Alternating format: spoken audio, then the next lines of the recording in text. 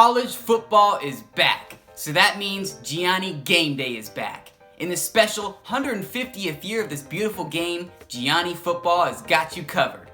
We have a Central versus SoCal matchup, Mountain West versus Pac-12, a perennial power versus an upstart underdog, Fresno State at USC. The Bulldogs look to continue the Mountain West dogpile on the Pac-12, while USC tries to regain its past glory. Will the Bulldogs take a victory back to the Valley, or can USC fight on to help hot-seated head coach Clay Helton? Let's talk some college football on this year's first episode of Gianni Gameday. Gianni Gameday.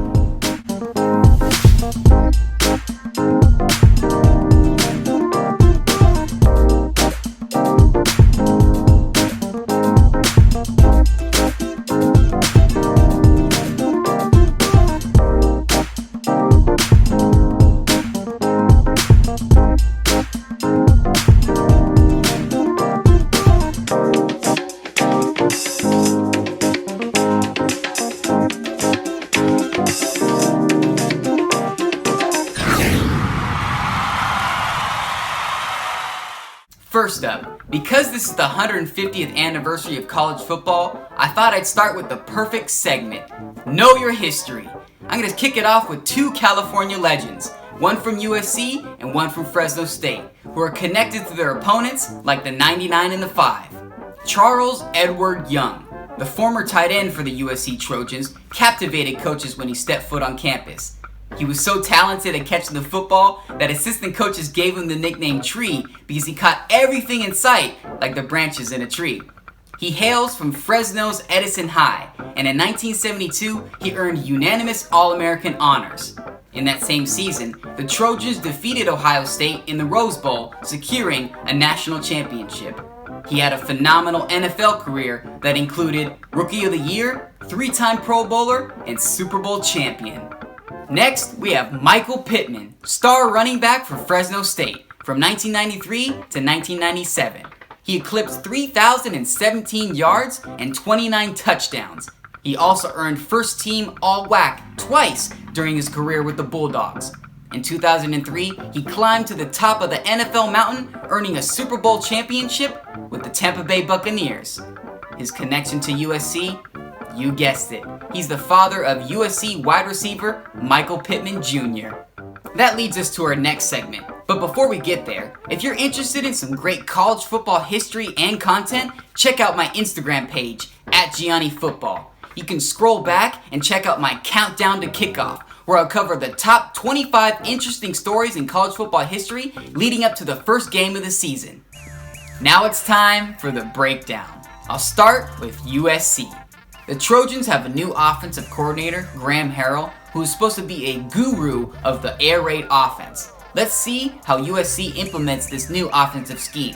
I have a lot of confidence in the USC offense because they're returning a lot of fantastic players, like starting quarterback JT Daniels. He should have another year of maturity under his belt, and he has one of the best wide receiver units in the entire country. His high school former teammate, Amon-Ra St. Brown, he will have another year of maturity under his belt and should be an impact player. Not to mention Tyler Vaughns, and as I already mentioned, outstanding wide receiver Michael Pittman Jr.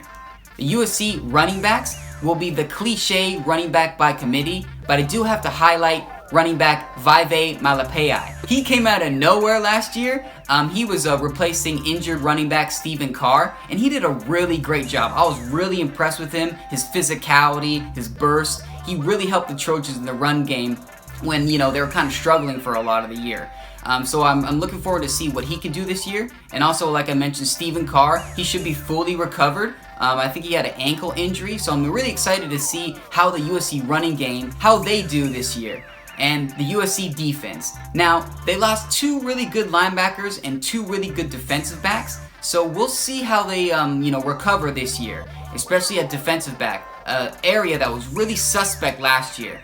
I don't have a lot of confidence in the USC defensive back. Maybe they can prove me wrong, but we'll see, because the Pac-12 is a very pass-happy conference, so it might be a struggle in the defensive backfield for USC.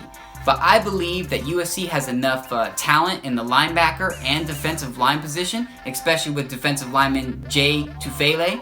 I believe that they should be very effective this year and at least have to force teams to pass because they'll be able to stuff the run and maybe get some pressure on the quarterback.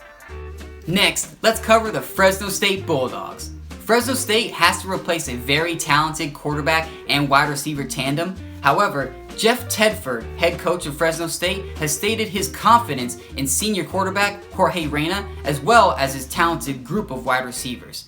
And let's not forget, the one and only running back, Rollin'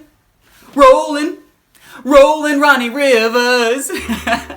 I gave him that nickname, Rollin' Ronnie Rivers, last year during the Las Vegas Bowl because he was so phenomenal, so entertaining to watch, and hopefully this year with another year under his belt, he can really carry the workload for Fresno State and become an outstanding player and leader for the Bulldogs. Now let's shift over to the defense. The defense side of the ball is definitely missing some star power because of the NFL draft. However, they are led by two outstanding seniors, linebacker Michael Walker and defensive back Juju Hughes. So I feel like those guys can really rally around and really bring up the confidence of some of the younger players on the team. And let's not forget, the Fresno State defensive line is returning 4 starters from last year. So I feel like the Fresno State defense, especially under head coach Jeff Tedford, is going to be very stout like they always are.